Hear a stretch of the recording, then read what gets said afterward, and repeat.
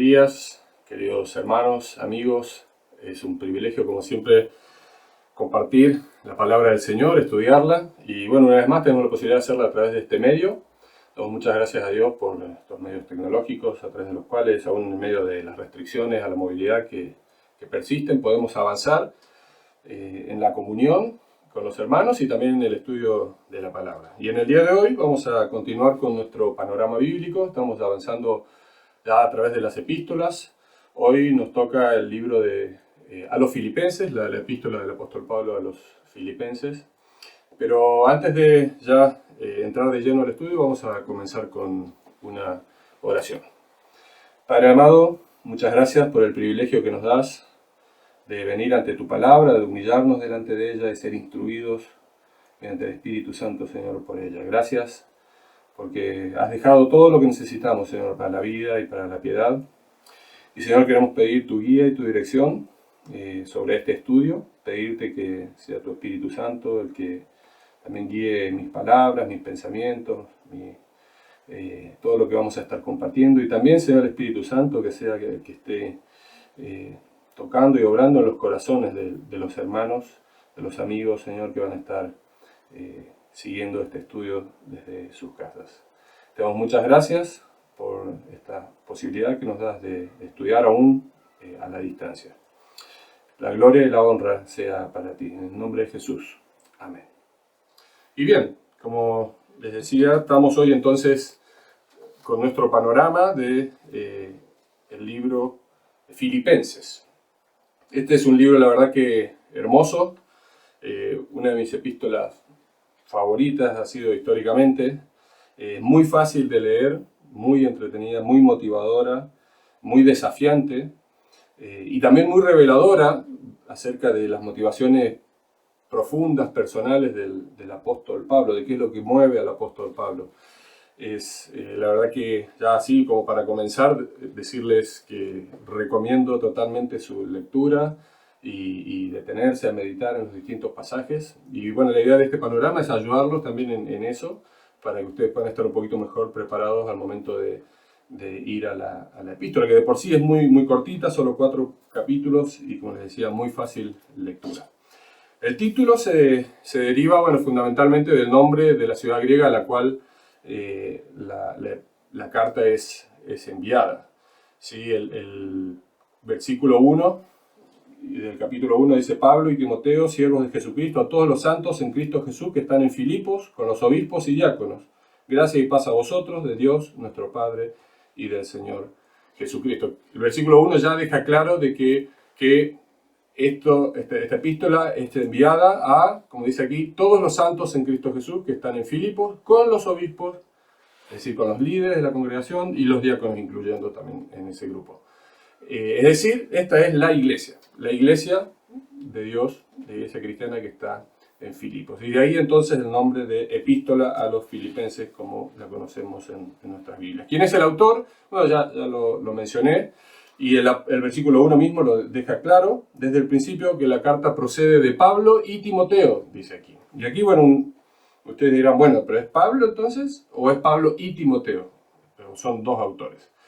Y bueno, la verdad que si bien Pablo es claramente mencionado junto con Timoteo, era común mencionar normalmente en la apertura o en el saludo inicial, no solo al autor principal, sino también a las personas que lo acompañaban, y Pablo suele hacer esto en las epístolas. Sin embargo, cuando ya avanzamos al versículo 3 del capítulo 1, vemos que la carta está escrita en primera persona singular. Es Pablo el que está escribiendo, y es Pablo el que está contando aún cosas personales, que cuando uno mira la historia a la luz de Hechos y a la luz de otras epístolas, se refieren claramente a su vida.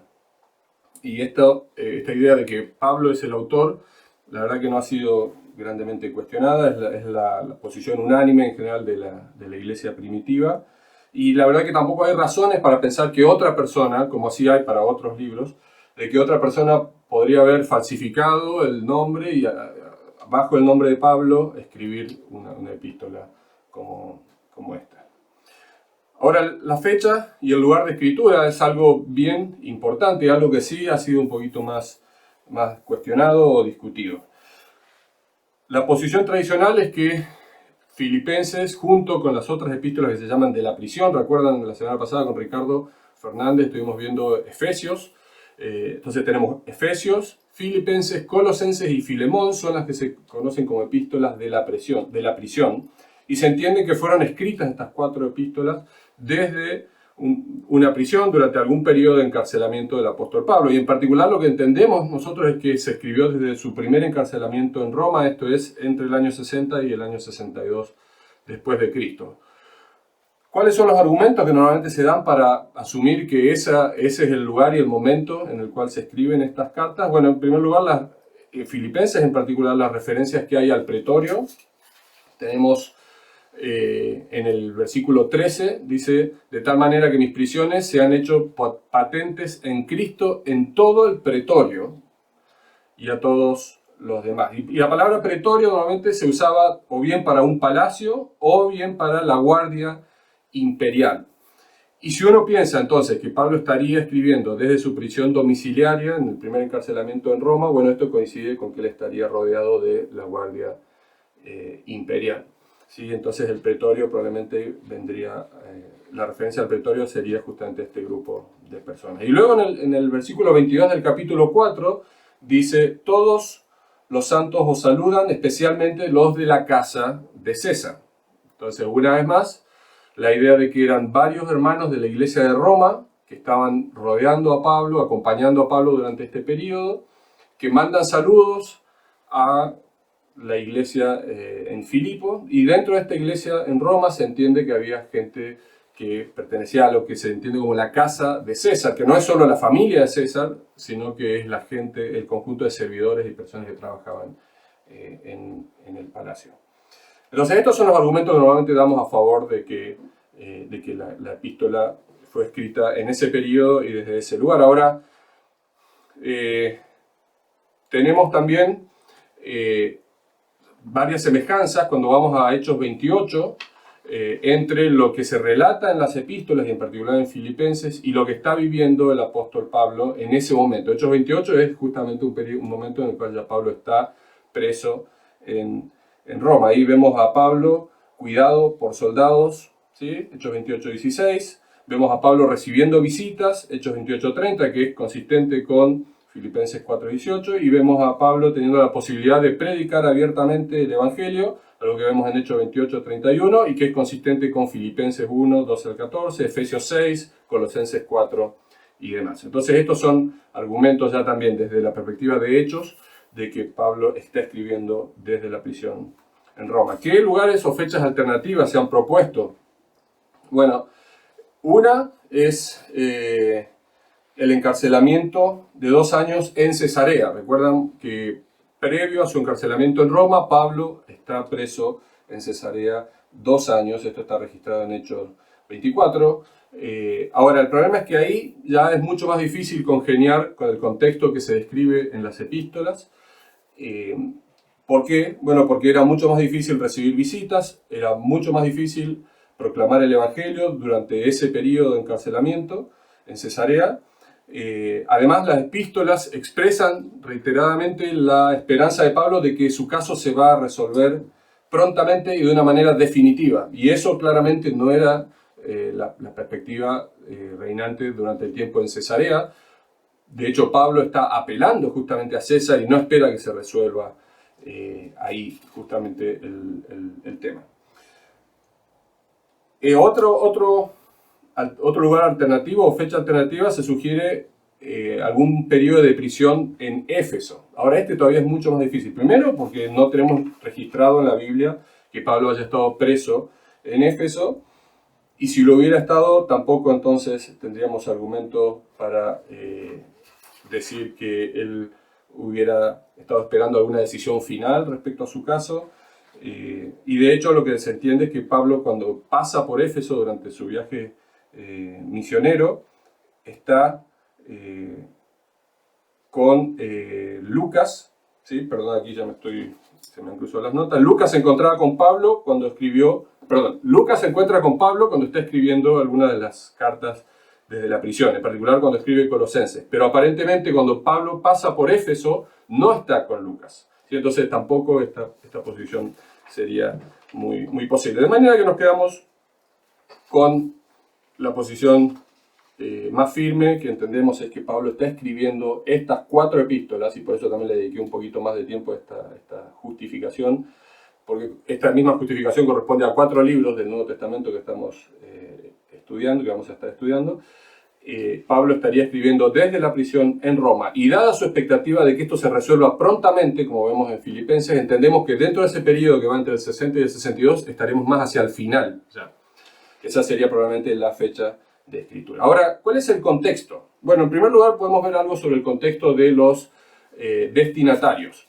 La ciudad de Filipos está ubicada en Macedonia, en la parte oriental, ¿sí?, de Macedonia, lo que hoy se conoce como Grecia. Filipos se halla un poquito en el interior. Si ustedes tienen los mapas en sus Biblias pueden ver, ahí la ciudad de Filipos está a unos 16 kilómetros de Neápolis, que es una ciudad costera.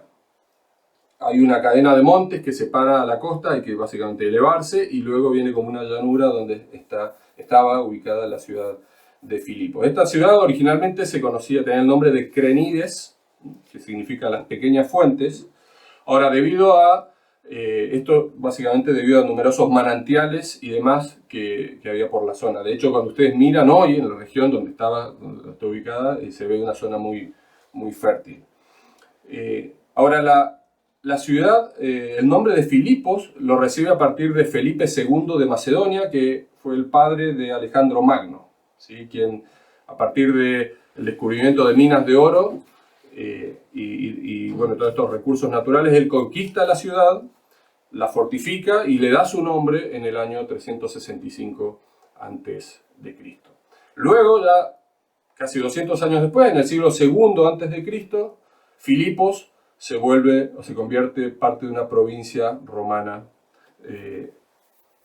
parte de lo que se conoce como la provincia de Macedonia, dentro de lo que era la República Romana.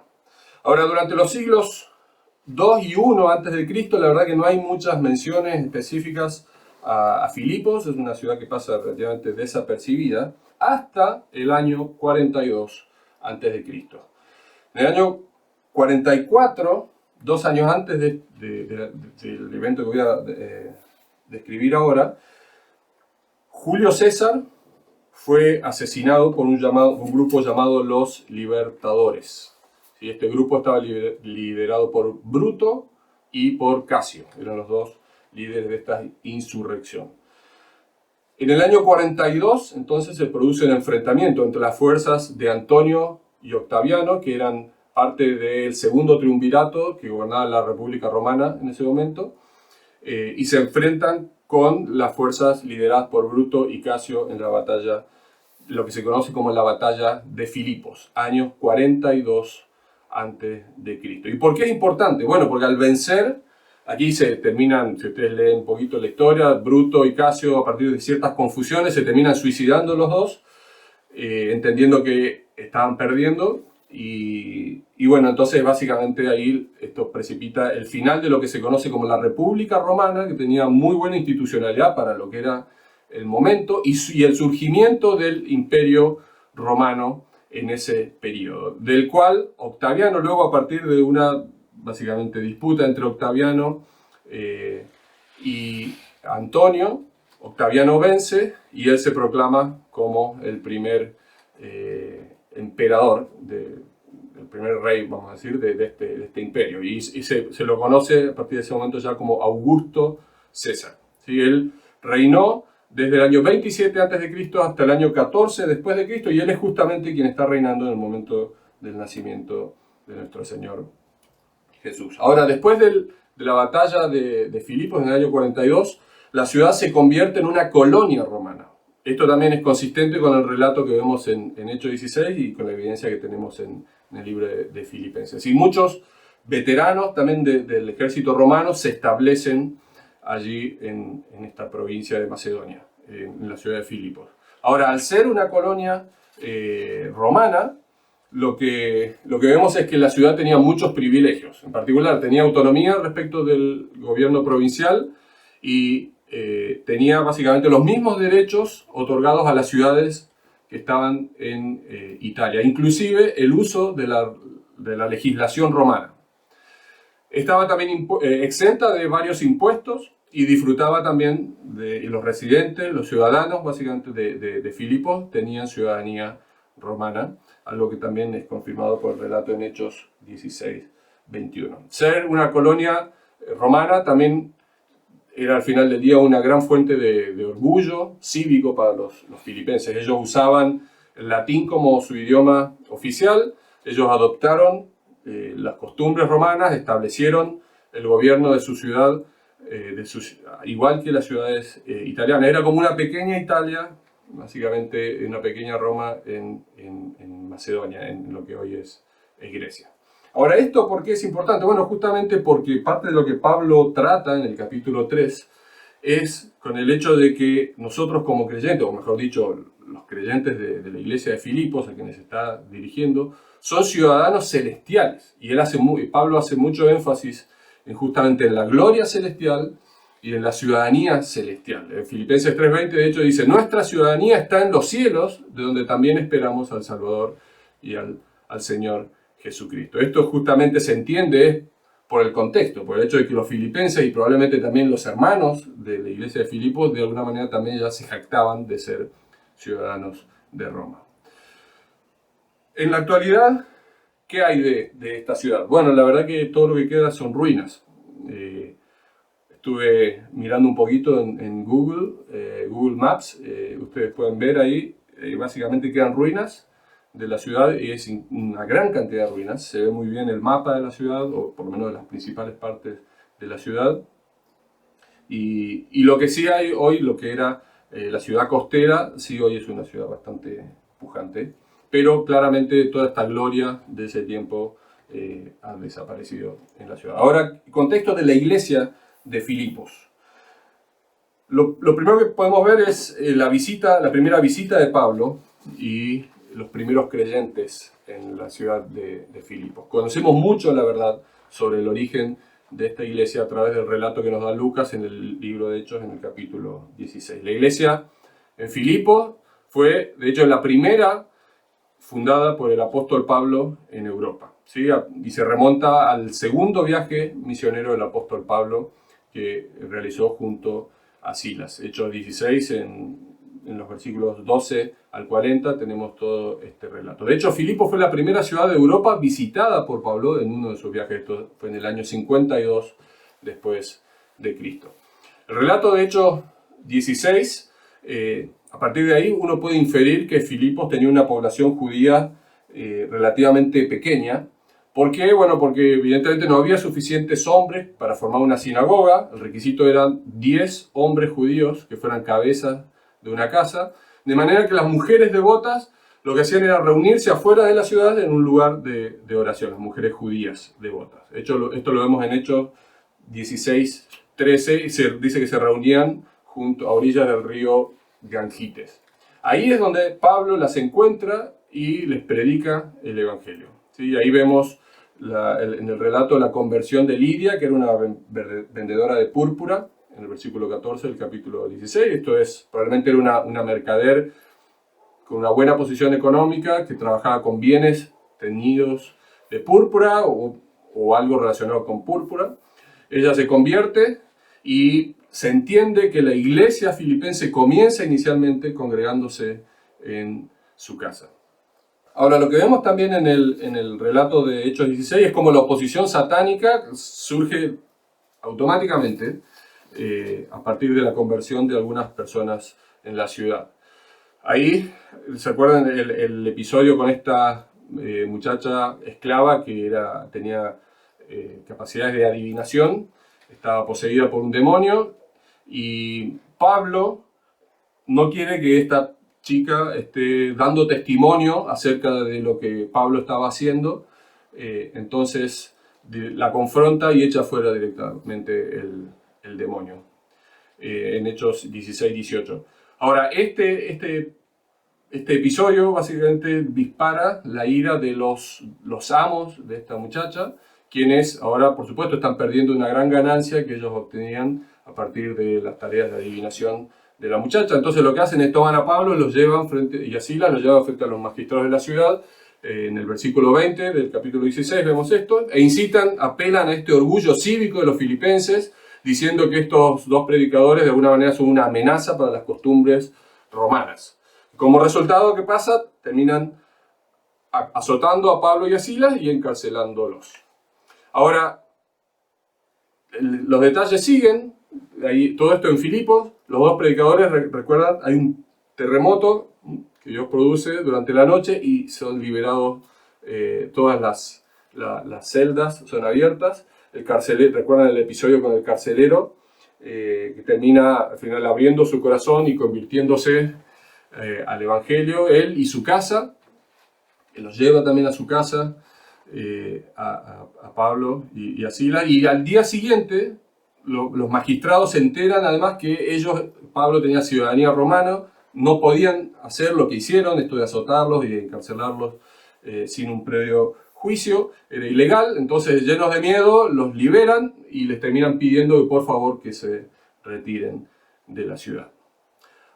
Sale Pablo. ¿Qué más sabemos de Pablo en relación con la iglesia en Filipos o con este grupo de creyentes? Bueno, aparentemente Pablo visita a la ciudad 2 veces más durante su tercer viaje misionero. Aparentemente una vez al principio del viaje, según se entiende en 2 Corintios 8, versículos 1 al 5, y una vez más casi al final del tercer viaje, en Hechos 20, versículo 6, esto es mencionado.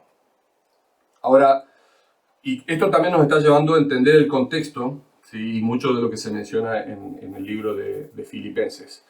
Alrededor de 4 o 5 años después de la última visita a Filipos, durante su encarcelamiento ya en Roma, Pablo recibe una delegación de la iglesia filipense, ¿sí? Los hermanos desde Filipos habían apoyado a Pablo generosamente en el pasado, según vemos en Filipenses 4, versículos 15 y 16, y también habían contribuido con otros hermanos, en particular con los necesitados en Jerusalén. Eran hermanos muy generosos, tenían evidentemente en términos relativos a otras congregaciones una buena posición económica y tenían un gran corazón y daban con mucha generosidad para las necesidades de los hermanos y para las necesidades también del apóstol Pablo.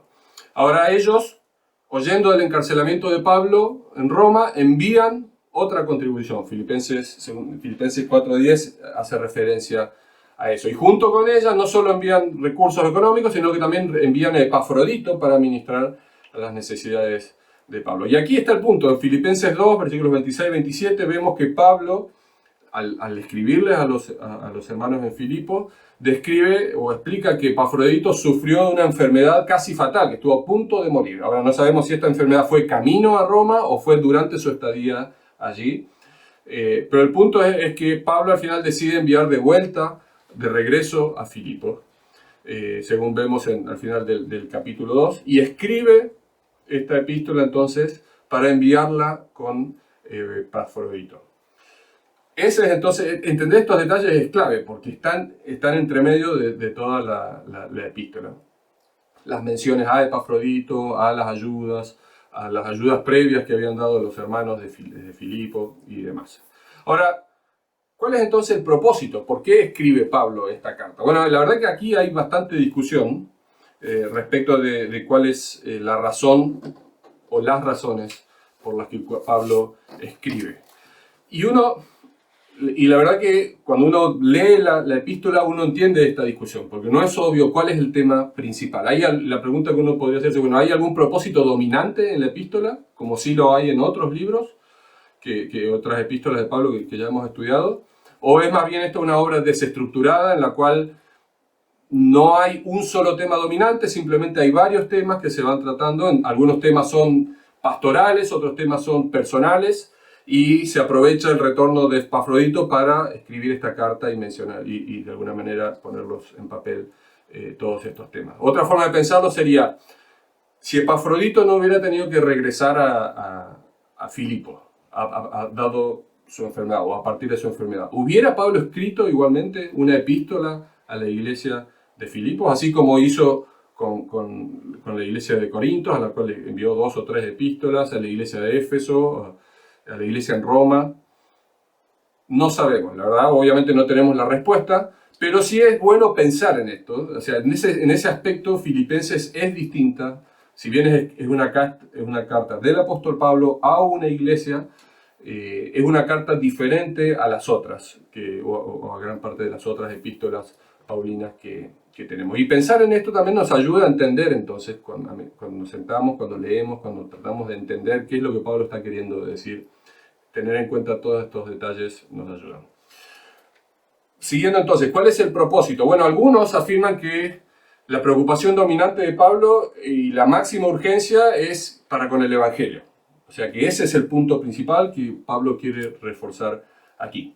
Otros, en cambio, identifican, dicen, no, aquí hay un propósito textual que está en Filipenses 1, 27 al 30, donde dice solamente, aquí leo, dice solamente que os comportéis como es digno del Evangelio de Cristo, para que sea que vaya a veros o que esté ausente, oiga de vosotros que estáis firmes en un mismo espíritu, combatiendo unánimes por la fe del Evangelio, y en nada intimidados por los que se oponen, que para ellos ciertamente es indicio de perdición, mas para vosotros de salvación. Y esto de Dios, porque a vosotros os es concedido a causa de Cristo, no solo que creáis en Él, sino también que padezcáis por Él, teniendo el mismo conflicto que habéis visto en mí, y ahora oís que hay en mí. Y aquí Pablo dice, solamente que os comportéis, como diciendo, lo único que les estoy queriendo decir es esto. Entonces algunos interpretan textualmente, aquí está el propósito de la epístola. Otros dicen, sí, el propósito efectivamente tiene que ver con la exhortación y con la motivación a mantenerse firmes y a estar unidos en el Evangelio, pero dicen también Pablo parece tener otros propósitos. Entonces no se limitan a estos dos propósitos. De hecho, hay algunos que identifican hasta 8 propósitos diferentes en el libro. Ahora, ¿qué dice el pastor MacArthur, cuyo libro estamos siguiendo para este estudio panorámico?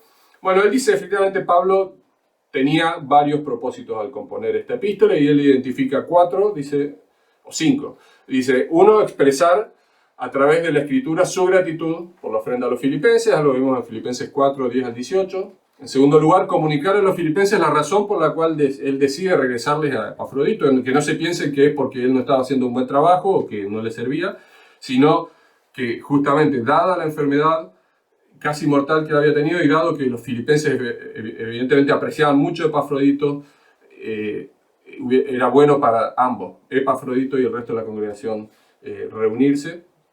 Filipenses 2, versículos 25 y 26. Tercer propósito, informarles acerca de sus circunstancias en Roma, cómo es que él está actualmente en Roma, y también de su deseo de visitarles pronto. Esto lo vemos en el primer capítulo, del versículo 12 hasta el 26. Y en cuarto lugar, efectivamente, exhortarles a la unidad en Cristo. Hay muchas referencias, hay varias, por lo menos 3 o 4 referencias a la unidad, que sean unánimes. Y de hecho hay algunas referencias directas de hermanas que evidentemente tenían opiniones muy divergentes y son exhortadas a que, y dice, ruego que por favor se pongan de acuerdo, que se tengan cuidado, ¿sí? Que no descuiden la unidad en Cristo. Y finalmente, Pablo escribe para advertirles sobre falsas enseñanzas o falsos líderes o falsos maestros, tal como vemos en Filipenses 3, el capítulo 3 y en particular la última parte del capítulo 3. A estos 5 propósitos que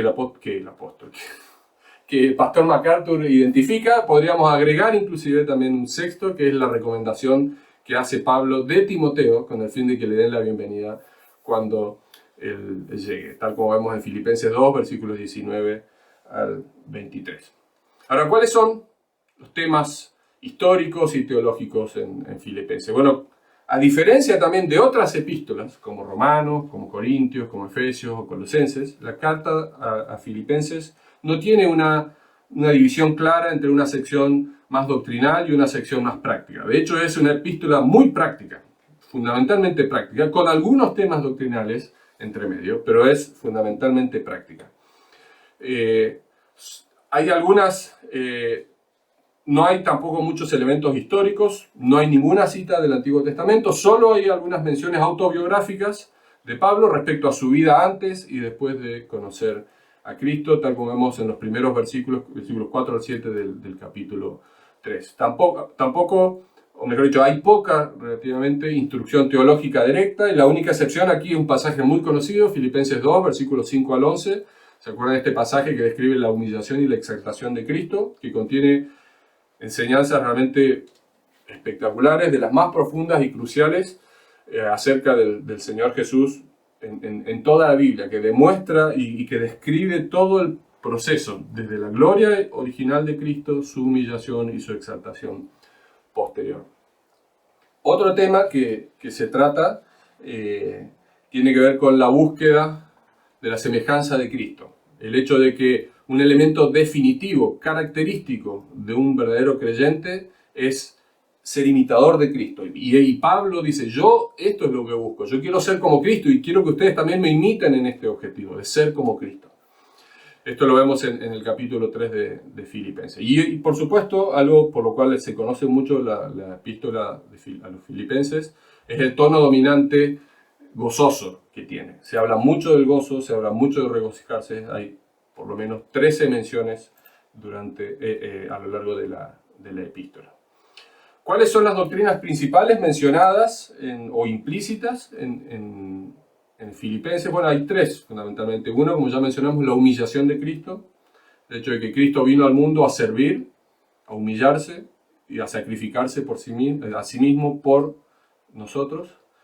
En segundo lugar, la sumisión a Cristo. El hecho de que los creyentes debemos someternos y ser seguidores de Cristo y ser imitadores de Cristo.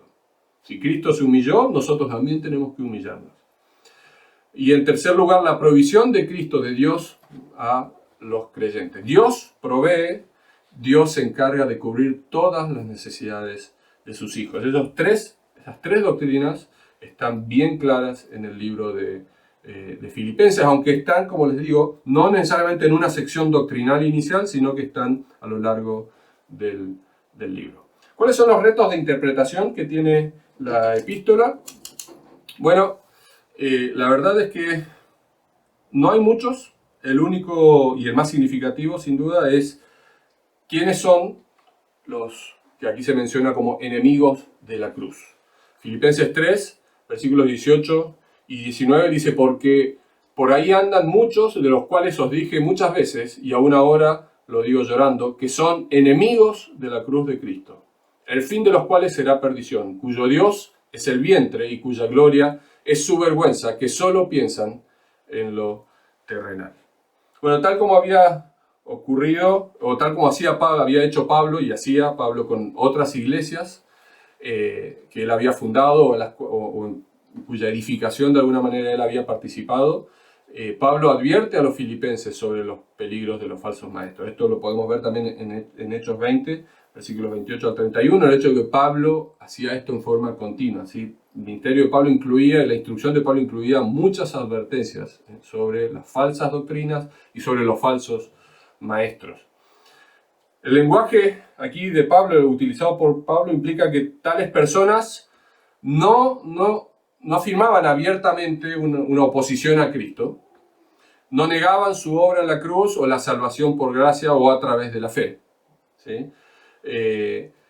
No sabemos con exactitud si ellos eran judíos que estaban empujando por tendencias más judaizantes o eran gentiles conocidos como libertinos, estos que descartaban las leyes morales, estos que abogaban por lo que luego se conocía como el gnosticismo, esta dualidad entre cosas espirituales y cosas materiales, y que de alguna manera se liberaban de todas las cuestiones, de estas restricciones morales y daban rienda suelta a sus apetitos. No sabemos a ciencia cierta a qué grupo nos estamos refiriendo, pero lo que queda claro sí es que estos enemigos de la cruz no buscaban asemejarse a Cristo, no buscaban mantener una vida piadosa, su fe no era genuina, ellos fingían ser amigos de Cristo, pero eran enemigos de Cristo en la realidad. No eran creyentes, por supuesto, y es posible que aún así hubieran alcanzado posiciones de liderazgo en la iglesia, y por eso la advertencia tan seria que hace Pablo en el capítulo 3 respecto a ellos. Bien, vamos ahora, sí, entonces a ver algo sobre el bosquejo del libro. La verdad que estos muchos temas que trata la epístola pueden bosquejarse simplemente de una forma, en la forma en que aparecen, en que son mencionados en el libro. Y voy a aprovechar ahora a hacer algo especial. Algo que me llama la atención, y también por lo que me gusta mucho el libro de Filipenses, es que hay muchos pasajes, es una epístola muy corta, pero tiene muchos versículos muy conocidos. Son memorables para la mayoría de los creyentes. Muchos de esos versículos son muy motivadores, muy desafiantes y muy útiles de tener presentes para nuestra vida cristiana de todos los días. De manera tal que a medida que voy esbozando el bosquejo, mencionando así como las distintas secciones que uno podría identificar, voy a ir leyendo algunos de los versículos o muchos de los versículos que son muy conocidos. Esto también para darles a ustedes una idea de cuánto, a pesar de ser una epístola tan corta, cuánto material tenemos en ella y al cual normalmente hacemos referencia, y también como para darle ganas, aumentarle las ganas a ustedes de sentarse durante la semana y leer la epístola. En primer lugar, la primera sección, el saludo de Pablo, que va desde el versículo 1 del capítulo 1 hasta el versículo 11. Y aquí nomás ya apenas comienza, vemos a Pablo decir, versículo 3, doy gracias a mi Dios siempre que me acuerdo de vosotros, siempre en todas mis oraciones rogando con gozo por todos vosotros, por vuestra comunión en el Evangelio desde el primer día hasta ahora, estando persuadido de esto, y aquí va el énfasis, que el que comenzó en vosotros la buena obra, la perfeccionará hasta el día de Jesucristo. Pablo comienza la epístola y ya empieza a tirar estas bombas, pasajes tremendos. Filipenses 1:9, seguimos en esta sección de salutación, dice, y esto pido en oración, que vuestro amor abunde más y más en ciencia y en todo conocimiento, para que aprobéis lo mejor, a fin de que seáis sinceros e irreprensibles para el día de Cristo, llenos de frutos de justicia que son por medio de Jesucristo, para gloria y alabanza de Dios. Segunda sección, las circunstancias, la descripción de las circunstancias de Pablo. Esto va entre el versículo 12 y el versículo 26 del capítulo 1. Y aquí tenemos la sección entre los versículos 20 y 21 que dice, como siempre, ahora también será magnificado Cristo en mi cuerpo, o por vida o por muerte, porque para mí, dice Pablo, el vivir es Cristo y el morir es ganancia. Tercera sección, las exhortaciones de Pablo, Filipenses 1, versículos al 27, a Filipenses 2, versículo 18. Y aquí tenemos exhortaciones, en primer lugar, a estar firmes en medio de la persecución. Dice, versículo 27 del capítulo 1, solamente que os comportéis como es digno del Evangelio de Cristo, firmes en un mismo espíritu, combatiendo unánimes por la fe del Evangelio, y en nada intimidados por los que se oponen, que para ellos ciertamente es indicio de perdición, mas para vosotros de salvación, y esto de Dios. Porque a vosotros os es este pasaje es espectacular, porque a vosotros os es concedido a causa de Cristo, no solo que creáis en Él, sino también que padezcáis por Él, teniendo el mismo conflicto que habéis visto en mí, y ahora oís que hay en mí. En segundo lugar, segunda exhortación, a estar unidos en humildad. Filipenses 2, versículos 1 a 4. Versículos muy conocidos, dice, por tanto, si hay alguna consolación en Cristo, si algún consuelo de amor, si alguna comunión del Espíritu, si algún afecto entrañable, si alguna misericordia, completad mi gozo, sintiendo lo mismo, teniendo el mismo amor, unánimes, sintiendo una misma cosa. No hagáis nada por contienda o por vanagloria, antes bien con humildad, estimando cada uno a los demás como superiores a él mismo, no mirando cada uno por lo suyo propio, sino cada cual también por lo de los otros. Tremenda exhortación del apóstol Pablo. En tercer lugar, tercera exhortación, a recordar el ejemplo de Cristo. Y aquí tenemos el famoso pasaje de Filipenses 2, 5 al 11. Dice, haya pues en vosotros este sentir que hubo también en Cristo Jesús, el cual, siendo en forma de Dios, no estimó el ser igual a Dios como cosa a que aferrarse, sino que se despojó a sí mismo tomando forma de siervo, hecho semejante a los hombres, y estando en la condición de hombre, se humilló a sí mismo, haciéndose obediente hasta la muerte y muerte de cruz. Por lo cual, Dios también le exaltó hasta lo sumo y le dio un nombre que es sobre todo nombre, para que en el nombre de Jesús se doble toda rodilla de los que están en los cielos y en la tierra y debajo de la tierra, y toda lengua confiese que Jesucristo es el Señor, para gloria de Dios Padre. Tremenda exhortación también, ¿sí? A recordar el ejemplo de Cristo. Cuarta exhortación, a hacer luz en un mundo de oscuridad. Filipenses 2, versículos 12 al 18, y aquí voy a leer algunos versículos. En el 12 y 13 dice: por tanto, amados míos, como siempre habéis obedecido, ocupaos en vuestra salvación con temor y temblor, porque Dios es el que en vosotros produce así el querer como el hacer por su buena voluntad. Luego, versículos 14 y 15 dice: haced todo sin murmuraciones y contiendas, para que seáis irreprensibles y sencillos, hijos de Dios sin mancha, en medio de una generación maligna y perversa, en medio de la cual resplandecéis como luminares en el mundo. Bien, hasta aquí entonces la tercera sección de exhortaciones, que va hasta el versículo 18 del capítulo 2. La cuarta sección que podemos identificar en este bosquejo es de comentarios sobre compañeros de Pablo. ¿Sí? Ahí habla, da muy buenas referencias de Timoteo, y algunas de hecho son de las mejores que podemos tener, de las que hace Pablo, el aprecio que Pablo tiene por Timoteo frente a los filipenses. Y luego tenemos la mención, la descripción de todo lo que pasó con Epafrodito en el versículo 25 hasta el 30 del capítulo 2. Luego las advertencias, una quinta sección, advertencias del apóstol Pablo. En primer lugar, advertencias contra el legalismo. Filipenses 3:1 dice: por lo demás, hermanos, gozaos en el Señor, gozaos. Y aquí ya vamos con una primera mención muy fuerte. Vamos a hablar de esto un poquito más enseguida, sobre el tema del gozo, pero lo dice directamente, y luego dice: a mí no me es molesto escribiros las mismas cosas, y para vosotros es seguro, ¿sí? Hermanos, gozaos en el Señor.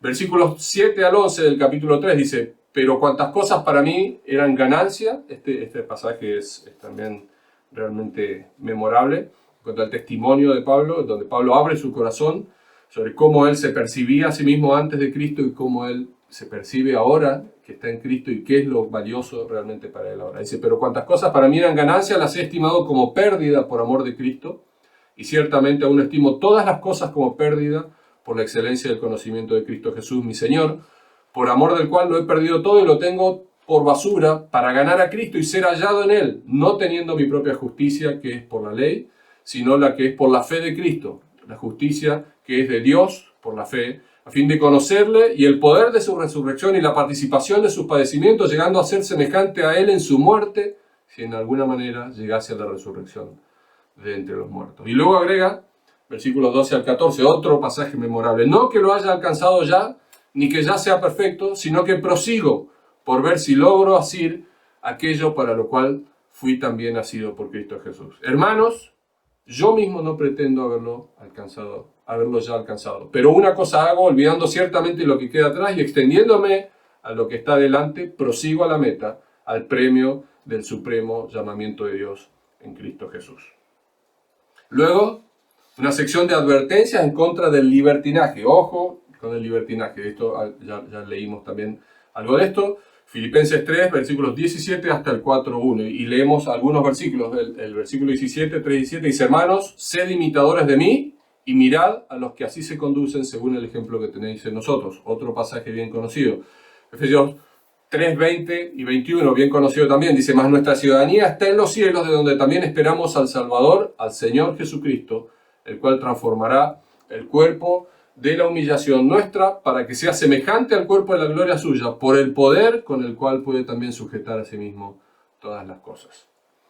Capítulo 4, versículo 1 dice: así que, hermanos míos, amados y deseados, gozo y corona mía, estad así, firmes en el Señor, amados. Luego vienen algunas amonestaciones, una sección con amonestaciones. Y son palabras de ánimo de alguna manera. Esto va desde el versículo 2 del capítulo 4 hasta el versículo 9. Y aquí tenemos el famoso pasaje de versículos 4 al 7, donde dice: regocijaos en el Señor siempre. Otra vez os digo, regocijaos. Vuestra gentileza sea conocida de todos los hombres. El Señor está cerca. Por nada estéis afanosos, si no sean conocidas vuestras peticiones delante de Dios en toda oración y ruego, con acción de gracias. Y la paz de Dios, que sobrepasa todo entendimiento, guardará vuestros corazones y vuestros pensamientos en Cristo Jesús. Otro versículo del capítulo 4, memorable. Por lo demás, hermanos, el versículo 8, todo lo que es verdadero, todo lo honesto, todo lo justo, todo lo puro, todo lo amable, todo lo que es de buen nombre, si hay virtud alguna, si algo digno de alabanza, en esto pensad. Otro versículo memorable, capítulo 4, versículo 9, lo que aprendisteis y recibisteis y oísteis y visteis en mí, esto haced, y el Dios de paz estará con vosotros. Una promesa espectacular del acompañamiento y la presencia misma de Dios en la vida de los creyentes. Y finalmente, una sección de gratitud de Pablo, ¿sí? Los últimos versículos desde el 10 al 20, antes de despedirse ya, la sección de gratitud, dice Pablo en el versículo 11, no lo digo porque tenga escasez, pues he aprendido a contentarme cualquiera que sea mi situación. Sé vivir humildemente y sé tener abundancia. En todo y por todo estoy enseñado, así para estar saciado como para tener hambre. Así para tener abundancia como para padecer necesidad. Todo lo puedo en Cristo, que me fortalece. Y el versículo 19 también del capítulo 4 podemos recordar, mi Dios pues, dice, suplirá todo lo que os falte conforme a sus riquezas en gloria en Cristo Jesús. Y la última sección, ya no tenemos ahí versículos memorables, pero versículos 21 al 23 del capítulo 4, donde Pablo finalmente se despide. Ahora, como para ir terminando, podemos preguntarnos algunos temas importantes a considerar o algunas preguntas que nos podríamos hacer. Y aquí yo rescato de qué manera podríamos pensar que las palabras de gozo y regocijo captan el mensaje central de Pablo a este grupo de creyentes. ¿Es ese el mensaje central? Bueno, como hemos visto, hay varios propósitos, pero probablemente ese es uno de los temas definitivamente principales en la epístola. Pablo usa 4 veces la palabra gozo en esta carta y además usa 9 veces la palabra regocijar en alguna de sus conjugaciones. En los primeros capítulos, estos términos normalmente se usan para describir la experiencia personal de Pablo en Cristo, o sea, el gozo personal de Pablo por estar en Cristo, o por lo que era recibido o obtenido en Cristo. Pero ya a partir del capítulo 3, ahí hay como un punto de transición que nos lleva a una sección más de instrucción espiritual respecto del gozo. Y ahí Pablo usa la expresión gozaos en el Señor por primera vez. Aquí esta apelación al Señor como razón fundamental del gozo en el creyente, ¿sí? Es decir, el gozo del creyente, de alguna manera está diciendo Pablo, no tiene relación con las circunstancias de la vida, no tiene relación con la abundancia o con la escasez o con que nos vaya bien o que nos vaya mal en las cosas aquí del mundo, sino que fluye de una relación indiscutible, inquebrantable con el Señor soberano. Una relación inamovible, que no cambia, inmutable. El gozo del cristiano tiene su origen, tiene su razón y tiene su fundamento en el hecho de que el cristiano está en el Señor. Y eso es clave entender en el libro, porque eso da lugar entonces luego a toda la amonestación de Pablo respecto del gozo. El tema del gozo alcanza su punto más alto en el versículo 4 del capítulo 4, cuando dice, regocijaos en el Señor siempre, otra vez os digo, regocijaos. Y los versículos que describen luego la conducta visible, qué es lo que surge de un corazón que se está regocijando, que está gozoso en el Señor. Estas actitudes auténticas que deberían ser naturales en la vida de un creyente. Y Pablo también incluye, como mencionamos recién, esta promesa de que Dios estará, de que la presencia de Dios, de que la paz de Dios estará con quienes realmente se regocijan en el Señor. Como conclusión, podríamos decir, bueno, hermanos, y a modo de aplicación personal, la verdad que no podemos, después de leer esta epístola, y la hemos leído casi todas a través de todos estos versículos que fui leyendo, no podemos más que dar gracias a Dios por su palabra, esta palabra de Dios que es fuente de vida y que es fuente de gozo. Y gracias a Dios por Jesucristo, quien se humilló, como hemos visto, hasta lo sumo para darnos la vida. Este Señor Jesucristo que hoy está exaltado a la diestra del Señor y que va a venir a buscarnos. Que nuestro anhelo supremo sea así como el de Pablo. Para mí siempre fue una motivación muy grande esta que expresa Pablo, ¿no? Cuando él dice: cuantas cosas eran para mí ganancia, ahora las he estimado como pérdida por amor de Cristo. Y ciertamente aún estimo todas las cosas como pérdida por la excelencia del conocimiento de Cristo Jesús mi Señor, por amor del cual lo he perdido todo y lo tengo por basura para ganar a Cristo y ser hallado en Él, no teniendo mi propia justicia, que es por la ley, sino la que es por la fe de Cristo, la justicia que es de Dios por la fe, no por ningún mérito que podamos nosotros tener, es que vamos a hallar gracia delante de Dios, es solo por la justicia de Cristo, a fin de conocerle y el poder de su resurrección y la participación de sus padecimientos, llegando a ser semejante a Él en su muerte, si en alguna manera llegase a la resurrección de entre los muertos. No que lo haya alcanzado ya, que ese también sea nuestro anhelo. No nos conformemos con nuestras glorias pasadas, miremos hacia adelante, dice, ni que ya sea perfecto, sino que prosigo por ver si logro hacer aquello para lo cual fui también asido por Cristo Jesús. Hermanos, dice Pablo, y ojalá sea este también nuestro anhelo, yo mismo no pretendo haberlo alcanzado, pero una cosa hago, olvidando ciertamente lo que queda atrás y extendiéndome a lo que está delante, prosigo a la meta, al premio del supremo llamamiento de Cristo, de Dios en Cristo Jesús. Amén. Que el Señor nos bendiga, queridos hermanos. Padre amado, muchas gracias por tu palabra, gracias por instruirnos, gracias por estas palabras de tanto ánimo que nos desafían tanto. Señor, ayúdanos a meditar en ellas, ayúdanos a apropiarnos de ellas, Señor, a vivir de acuerdo a ellas. Gracias por Jesucristo, nuestro Salvador, gracias por el testimonio del apóstol Pablo también. En el nombre de Jesús, nuestro Salvador. Amén. Hermanos, que el Señor les bendiga.